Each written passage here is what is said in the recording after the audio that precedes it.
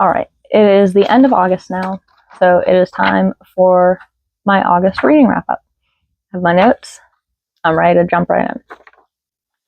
So I read 8 physical books this month and 6 ebooks this month for a total of 14 books. Now, I did read a lot of novellas this month, so they're pretty short, and that helped me read a little bit extra. But 14 is a lot. I had, let me count here, 5 3-star books, 5 4-star books, and 4 5-star books. So I'll go through all of those, and I'll tell you which ones were physical books and which ones were ebooks. So I think we'll go least amount of stars to most amount of stars. So we'll start with all of the 3-star books that I read, and we'll jump right into those. All right, so for my 3-star books, the only one that I currently have right in front of me is 19 Claws and a Blackbird by Augustina Bazterrica. I had really high hopes for this one because she also wrote Tender as the Flesh, and that is one of my all-time favorite books. That is a 5-star book for me. This one is a collection of short stories, which I thought I could be really into, but they were just kind of okay for me. So this one got a 3 stars. Next on my list of 3 stars is Defy Me from the Shatter Me series. I read this on my Kindle. It just didn't hit me like the rest of the books did, so it was only a 3-star. Next, I also read on my Kindle was Lord of the Flies. I had never read it before, so this was my first time reading it, and it didn't really live up to my expectations, so I was a little bit disappointed.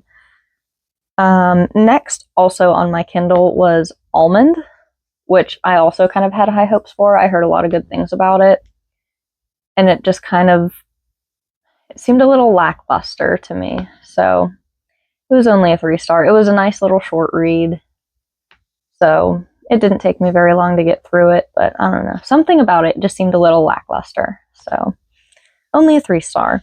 And then last on my 3-star list is Agnes and the Hitman, which is a book that my mom actually lent to me. She really liked it, and she really wanted me to read it. Since I'm trying to get more into romance, I wasn't a big fan of it. But it was cute. So if you're into like older kind of romances, maybe try it out. It wasn't really for me though. So my 3-star books, 2 of them were physical books, and 3 of them were ebooks that I read on my Kindle. Now we'll jump into my 4-star reads. First on my list of 4 stars is What Happens in Paris. This was an arc that I read on my Kindle, so that one was an ebook. It was super, super cute. Let me think what day this will come out. So this will actually be coming out on the release day of the arc. So as of this video coming out, you will be able to get this. So I'll try to remember to link it so that you can get it. But it was so, so cute. It was a really cute romance. I really enjoyed it. And I've been trying to read more arcs as much as I can. And I find it so, so fun to read a book before it's published. It just feels like a special thing. And this one was really special. It made me so happy. So that one was a 4-star. It was really cute. Next on my 4-star list is This Is How You Lose the Time War. Was one of my novellas that I read, and I really enjoyed it. I heard a lot of people say that they DNF'd it, they couldn't get through it, they didn't like it. I thought it was cute. I heard a lot of people say that it was like subtle hints of romance, and I definitely don't agree with that. It was like heavy romance, in my opinion. It felt a lot like a Romeo and Juliet retelling in a way for me. It was so cute. I really enjoyed it. So not everybody else's thing, I guess, but it definitely was my thing. I thought it was so cute. So would definitely recommend it. Next on my list of 4 stars is Rita Hayworth and Shawshank Redemption by Stephen King. I could not wait to read this because I also hadn't seen the movie and I wanted to wait until I read it to watch the movie. And I got this in the horror section of Barnes & Noble, so I thought it was going to be scary, creepy, and it was not at all. So I had to take it off of my horror shelf and move it over to my fiction shelf because this is definitely not a horror. It's definitely more of like a drama.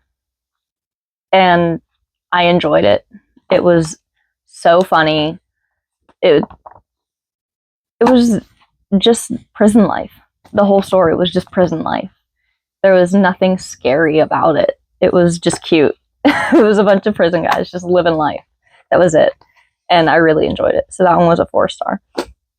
Next on my list of 4 stars is Restore Me from the Shatter Me series, which I'd read on my Kindle. So that one was another one of my ebooks. I'm almost done with the Shatter Me series, and it's honestly kind of heartbreaking. I don't want it to end. I have never been into fantasy, but Shatter Me is pulling me into the fantasy world. So I'm looking at my little Shatter Me display over there because I just love it so much. Last on my 4-star list is Life Expectancy by Dean Koontz, which is another one that my mom gave to me to read because she is obsessed with Dean Koontz, and she is the one that started my obsession with Dean Koontz. I only have 2 of his books on my shelf as of right now, but I'm hoping to really start my collection. My mom has almost every single one of his books, so I'm trying to catch up with her and also own all of his books, but it is slow going for me. She has had many years on me, so she has a lot more chance to get his books. I'm trying my best, but that one was a really good read. It was very different than any of his other stuff that I've read, so it was a little bit jarring, but it was still really cute. Yeah, so we had 1, 2, 3 physical 4-star books and 2 Kindle 4-star books. So that's really cool. We'll move on to my 5-star. These are the ones that I'm really excited to share, so we'll jump right into those. Okay, so first on my list of 5-star reads is Shadow Me from the Shatter Me series.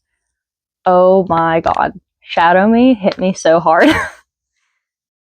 I feel like the novellas in the Shatter Me series hit so much harder than the full novels. I don't know why, but the novellas in that series just, they always get me. They always get me really hard. But Shadow Me was so good.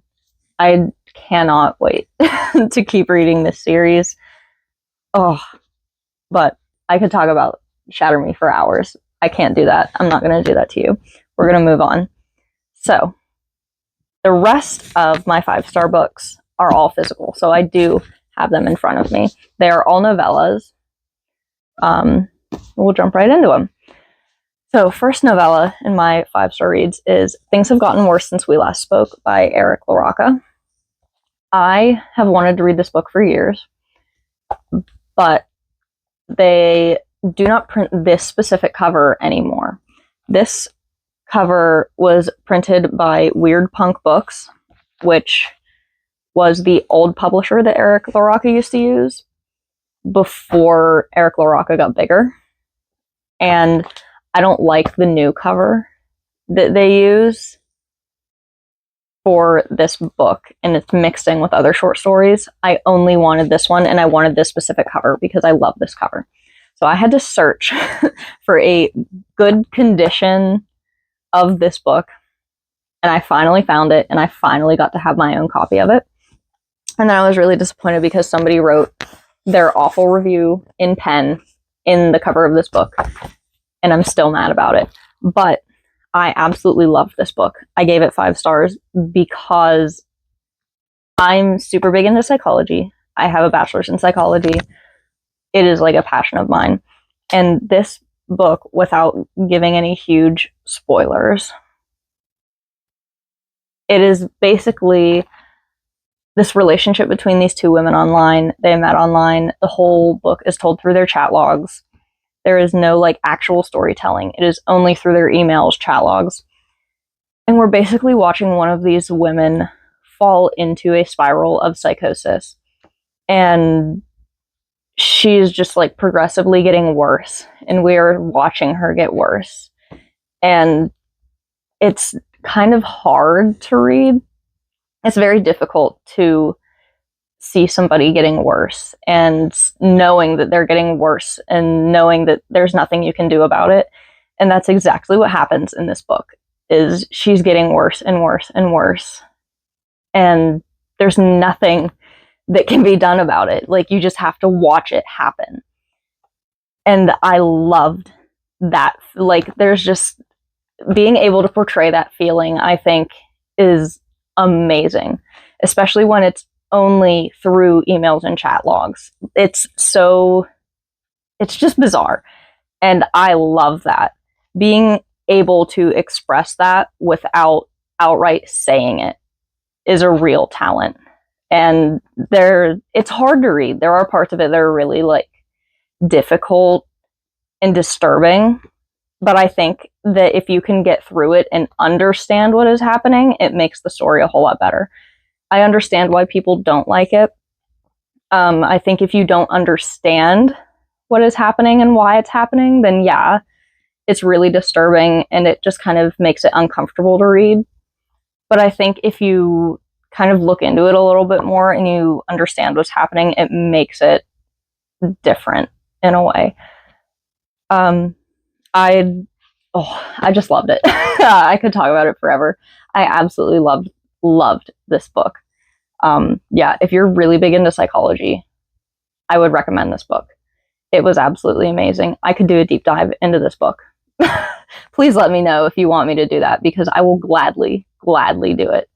I will have a live discussion about this book. Like, I could make a whole life around books like this. So let me know if you want me to talk about this some more, because I would die to do that. Moving on, though. Next, What Moves the Dead. I absolutely loved this book.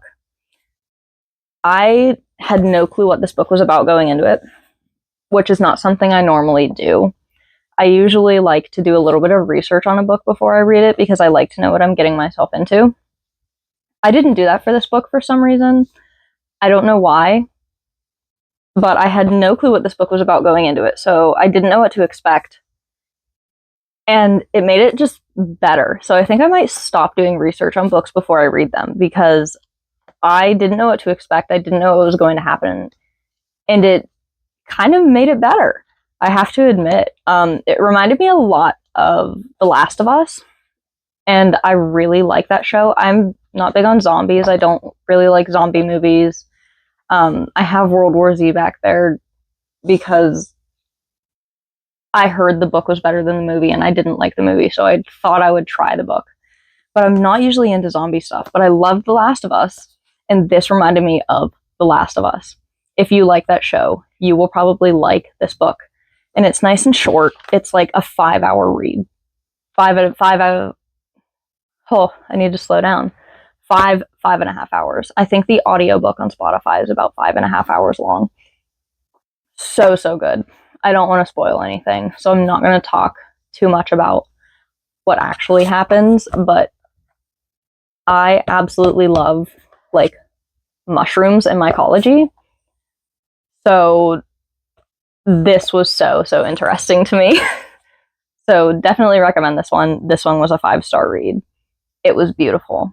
So amazingly written. I cannot wait to get the second book and read it. Last but not least on my 5-star list, 1922 by Stephen King. I had never heard of this one. I just kind of randomly picked it up in Barnes & Noble because I am also a Stephen King lover. I have a ton of his books. I want to collect all of his books, including his books that he published under a different pen name. I had no clue that this book existed. I had no clue that this was turned into I believe a TV show or like a short movie thing on Netflix. It's on Netflix and I want to watch it now because this book was so amazing. It's just a short little novella, but so much happens. It is so fast paced and it jumps right into it. I'm so used to Stephen King's books easing you into the story and kind of starting off at a point where you're not quite there yet and he leads you up to it. He jumps directly in right away in this. And it was so good. This one's another book where it's like my psychology background made me really enjoy it.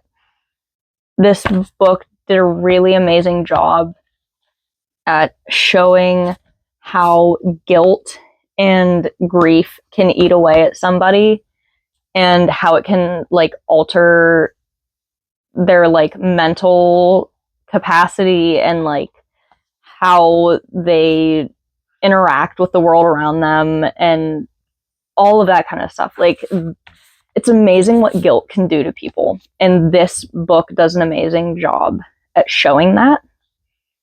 Oh, it was just so good. The language that Stephen King uses is always so amazing. His explanations are so amazing. I have never quite read a Stephen King book with the same type of like gore that this one had.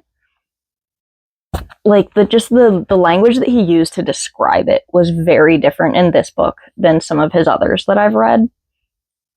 And it just, it like gave me chills reading this. Like, it actually made my stomach turn a little bit.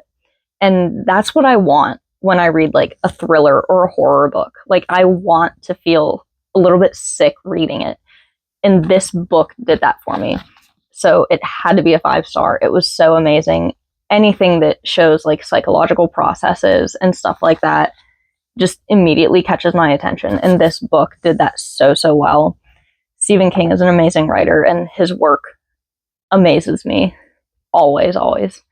So if you want just a short little spooky read this upcoming Halloween season, this one might be for you. I definitely recommend it. But there are my 5-star reads. So, yeah, there are my 14 books total that I read. I cannot believe I was able to read 14 books this month. August was my last, not quite full month of having a summer break. I know I've talked about it before, but I used to work at a school for students with special needs, so that meant I got summer break off. I did have to take a little bit of a break from that kind of job. It was very physically demanding, and I am very small. So I am currently working at a preschool, and that does not have summer breaks. So I am back to work, working that 9 to 5. So I probably won't have as much time to read, and that means I will probably not be reading 14 books in a month anymore. But that's okay. I am glad that I got to do it for this short amount of time, and I'm happy with what I have going. So we'll see what I can do in September. I can't wait to see what else I read. I really hope I can find more 5-star books. But I'll see you again next month for September's wrap up. See ya.